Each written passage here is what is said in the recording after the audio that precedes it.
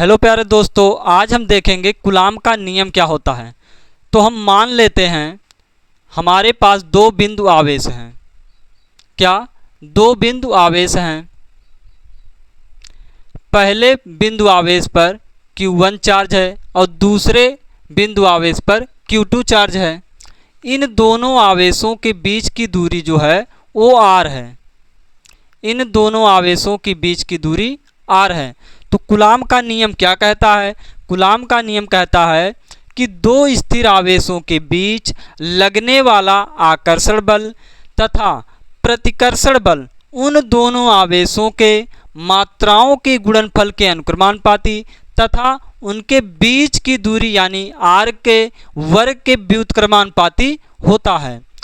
तो पहले हम कूलाम के नियम को लिखते हैं, फिर आपको समझाते हैं। क्या है कूलाम का नियम? सन 1785 ईस्वी में सन 1785 ईस्वी में सन 1785 ईस्वी में फ्रांस के वैज्ञानिक फ्रांस के वैज्ञानिक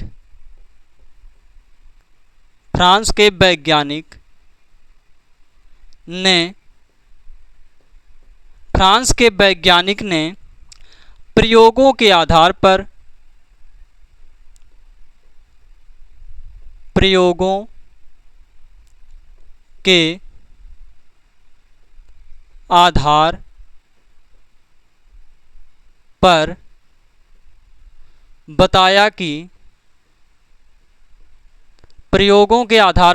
बताया कि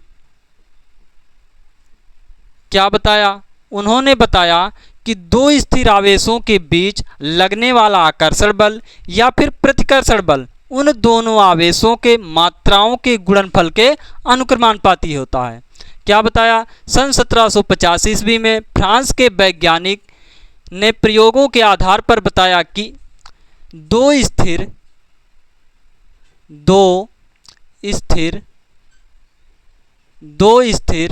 आवेशों के बीच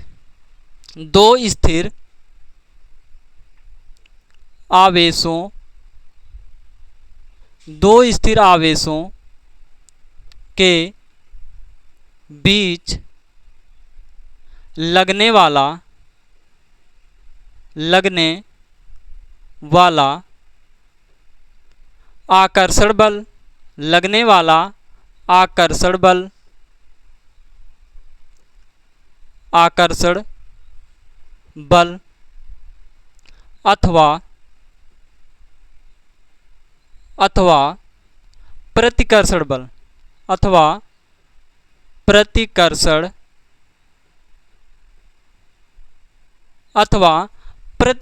बल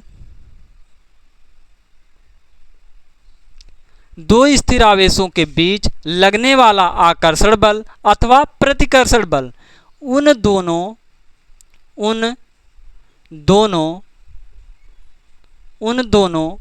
आवेशों के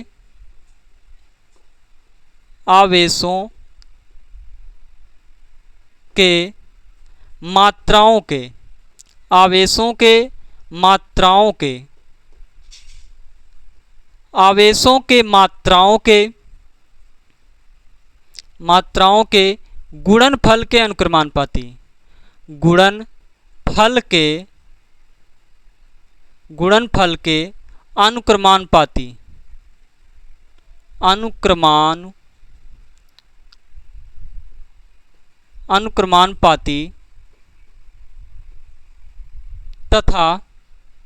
अनुक्रमानुपाती तथा उनके बीच की दूरी के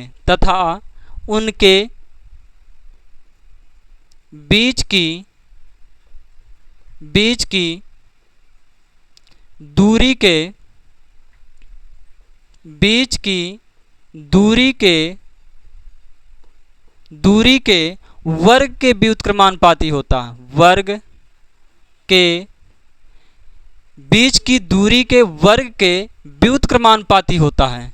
दूरी के व्युत्क्रमानुपाती होता है। व्युत्क्रमानुपाती अनुक्रमानुपाती होता है। क्या परिभाषा कह रहा है कि दो स्थिर आवेशों के बीच लगने वाला आकर्षण बल अथवा प्रतिकर्षण बल, दो स्थिर आवेश यहाँ पर क्या हैं, Q1 और Q2 हैं, तो इनके बीच क्या लग रहा है, बल लग रहा है। वो आकर्षण बल भी हो सकता है और प्रतिकर्षण बल भी हो सकता है। तो यहाँ पर क्या बता रहा है कि दो स्थिर आवेशों के बीच लगने वाला आकर्षण बल अथवा प्रतिकर्षण बल उन दोनों आवेशों के मात्राओं के गुणनफल के अनुक्रमानुपाती होता है। क्या बता रहा है, ये परिभाषा बता रहा है कि दो स्थिर आवेशों के बीच लगने वाला आकर्षण बल या फिर प्रतिकर्षण बल उन दोनों आवेशों के मात्राओं के गुणनफल के अनुक्रमानुपाती होता है। तो इसको मान लो समीकरण नंबर 1। आगे क्या कह रहा है तथा उनके बीच की दूरी क्या है, r है, उनके बीच की दूरी के वर्ग के व्युत्क्रमानुपाती होता है। यानी F अनुक्रमानुपाती होगा 1/r²। जब हम अनुक्रमानुपाती का चिन्ह लगाते हैं, अगर 1/r लिखते हैं तो हम कहेंगे F अनुक्रमानुपाती 1/r²। अगर हम व्युत्क्रमानुपाती कहेंगे इसको तो कहेंगे F व्युत्क्रमानुपाती r², ऐसा होता है। तो क्या कह रहा है, तथा उनके बीच की दूरी के वर्ग के व्युत्क्रमानुपाती होता है। तो ये हो गया हमारा समीकरण नंबर 2। तो समीकरण 1 व 2 से हम क्या लिख सकते हैं, समीकरण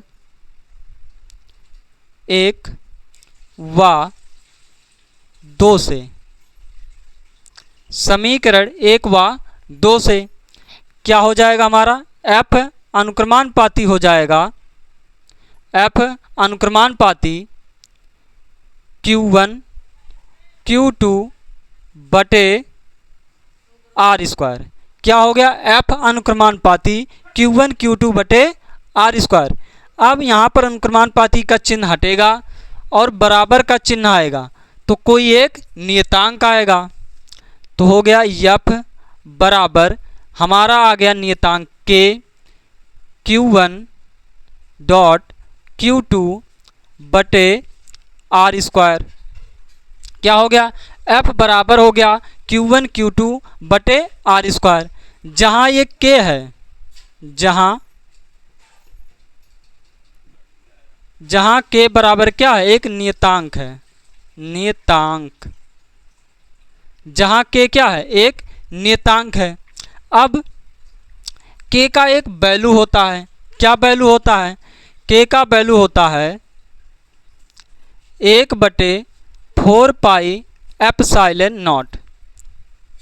K का वैल्यू क्या होता है, 1/4 पाई एप्सिलॉन नॉट। तो ये हो गया F बराबर 1/4 पाई एप्सिलॉन नॉट गुणे Q1 Q2 बटे r²। क्या हो गया, F बराबर हो गया 1/4 pi epsilon not into Q1 Q2 बटे r²। जहाँ K के जगह पर क्या हमने लिख लिया, 1/4 पाई एप्सिलॉन नॉट। K का वैल्यू इतना होता है, जो 1/4 पाई एप्सिलॉन नॉट है वो बराबर होता है 9 गुणे 10⁻⁹ न्यूटन मीटर स्क्वायर प्रति कूलाम स्क्वायर के। 1/4 पाई एप्सिलॉन नॉट बराबर होता है 9 गुणे 10⁻⁹ न्यूटन मीटर स्क्वायर प्रति कूलाम स्क्वायर। तो अगर आप इसके जगह पर लिखना चाहें तो ये भी लिख सकते हैं, ये भी हमारा एक सूत्र बन गया। और आप 1/4 पाई एप्सिलॉन नॉट की जगह पर ये भी लिख सकते हैं। तो ये हो गया F बराबर 9 गुणे 10⁻⁹ गुणे Q1 इंटू Q2 बटे r²। ये भी हमारा एक सूत्र बन गया। तो कूलाम का नियम क्या कहता है, एक बार हम फिर से देख लेते हैं। तो क्या है कूलाम का नियम? सन 1785 ईस्वी में फ्रांस के वैज्ञानिक ने प्रयोगों के आधार पर बताया कि, क्या प्रयोगों के आधार पर बताया? उन्होंने बताया कि दो स्थिर आवेशों के बीच लगने वाला आकर्षण बल अथवा प्रतिकर्षण बल उन दोनों आवेशों के मात्राओं के गुणनफल के अनुक्रमानुपाती तथा उनके बीच की दूरी के यानी r के वर्ग के व्युत्क्रमानुपाती होता है। तो यहाँ पर F अनुक्रमानुपाती हो गया Q1 इंटू Q2, F व्युत्क्रमानुपाती हो गया R स्क्वायर। तो हमने देखा समीकरण 1 व 2 से, ये समीकरण 1 व 2 से हमने क्या लिख लिया? F अनुक्रमानुपाती Q1 इंटू Q2 बटे R स्क्वायर। तो यहाँ पर अनुक्रमानुपाती का चिन्ह हमने हटाया जहाँ पर एक नियतांक आया, क्योंकि अनुक्रमानुपाती का चिन्ह हटता है तो एक नियतांक आता है, वो नियतांक हमारा क्या है? K। तो F बराबर हो गया Q1 इंटू Q2 बटे R स्क्वायर। जो K है वो बराबर होता है 1/4 पाई एप्सिलॉन नॉट के। तो हमने K के जगह पर लिख लिया 1/4 पाई एप्सिलॉन नॉट। फिर 1/4 पाई एप्सिलॉन नॉट बराबर होता है 9 × 10⁹ न्यूटन मीटर स्क्वायर के प्रति कूलाम स्क्वायर। तो ये हो गया हमारा कूलाम का नियम। अब हम देख लेते हैं एप्सिलॉन नॉट का मात्रक क्या होता है और एप्सिलॉन नॉट का मान क्या होता है और एप्सिलॉन नॉट की बीमा क्या होता है। ये बोर्ड एग्जाम में बहुत बार पूछा गया है। अब हम देखते हैं एप्सिलॉन नॉट का मात्रक क्या होता है और बीमा क्या होता है। एप्सिलॉन नॉट का मात्रक हम आपको निकाल कर दिखाते हैं क्या होता है। अभी हमने देखा F बराबर होता है 1/4 pi epsilon not into Q1 into Q2 बटे R स्क्वायर। हमें किसका मात्रक निकालना? एप्सिलॉन नॉट का। तो इनको उधर भेज दो तो क्या हो जाएगा? एप्सिलॉन नॉट बराबर हो जाएगा, ये अब यहाँ पर क्या है गुणा कर रहा है, इधर आकर भाग करने लगेगा। तो ये हो जाएगा 1/4 पाई F into Q1 into Q2 बटे R स्क्वायर। तो यहाँ से एप्सिलॉन नॉट का मात्रक बनाओ क्या होगा। यहाँ पर देखो एप्सिलॉन नॉट का मात्रक, एप्सिलॉन नॉट का मात्रक यहाँ से बनाओ क्या बनेगा। देखो यहाँ पर क्या है Q1 Q2 यानी कि आवेश गुणे आवेश है, तो क्या हो जाएगा आवेश का मात्रक? कूलाम। तो यहाँ पर आवेश गुणे आवेश है तो ये हो जाएगा कूलाम स्क्वायर बटे, अब सब क्या है बटे में है, क्या है F का मात्रक क्या होता है? न्यूटन। और ये क्या है R का मात्रक क्या होता है? मीटर। R क्या है? दूरी है, तो दूरी का मात्रक क्या होता है? मीटर। यहाँ पर क्या है? दूरी का वर्ग है, इसलिए यहाँ पर क्या हो जाएगा? मीटर का स्क्वायर। तो एप्सिलॉन नॉट का मात्रक क्या हो गया? कूलाम स्क्वायर प्रति न्यूटन मीटर स्क्वायर। अब हम देख लेते हैं एप्सिलॉन नॉट का बीमा क्या होता है। क्या देखेंगे? एप्सिलॉन नॉट की बीमा, एप्सिलॉन नॉट की बीमा। अब देखो इसी सूत्र से हम यानी कि इसी मात्रक से हम आपको बीमा बनाकर दिखाएंगे। क्या है यहाँ पर? Coulomb square. कूलाम की बीमा क्या होता है यानी कि C की बीमा क्या होता है? कूलाम का बीमा दोस्तों क्या होता है? AT होता है। AT कैसे होता है कूलाम का बीमा? क्योंकि Q बराबर होता है I इंटू T होता है। तो कूलाम का बीमा क्या होगा? I की बीमा इंटू T की बीमा। I की बीमा क्या होती है? A और T की बीमा T होती है। तो यहाँ पर है कूलाम स्क्वायर, तो कूलाम स्क्वायर का बीमा क्या हो जाएगा? AT का स्क्वायर। ये हो गया बटे में है क्या? न्यूटन यानी कि बल। बल की बीमा क्या होता है? M/L/T/2। ये हो गया बल की बीमा। मीटर स्क्वायर, मीटर यानी कि दूरी की बीमा क्या होता है? L। यहाँ पर है स्क्वायर तो ये हो जाएगा L स्क्वायर। इतना हो गया। अब आप जानते हैं बीमा को कभी बटे में नहीं लिखा जाता, इसलिए इन सबको ऊपर ले चलो।